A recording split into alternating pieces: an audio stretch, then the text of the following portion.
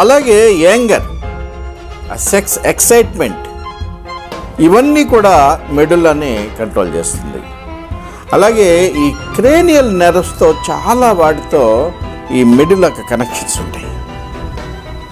అలాగే మనము ఈ బ్రెయిన్ ఎపిసోడ్ 3లో చెప్పుకున్నాము, మన లెఫ్ట్ హెమిస్ఫియర్ ఏదైతే ఉన్నదో ఇది రైట్ సైడ్ ఆఫ్ ది బాడీని కంట్రోల్ చేస్తుంది.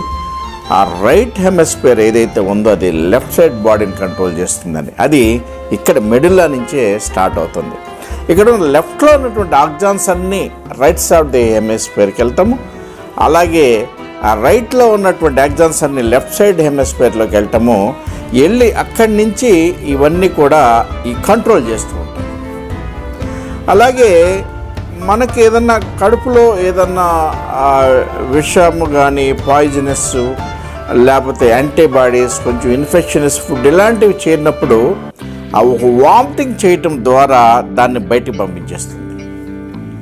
అలాగే ఎన్ని గ్యాసెస్ ఫామ్ అయినప్పుడు మనకి త్రేణుపుల ద్వారా అలాగే ఆవులింతల ద్వారా ఇవన్నీ కూడా మెడుల్లా అబ్లాంగేటా వల్ల జరుగుతాయి.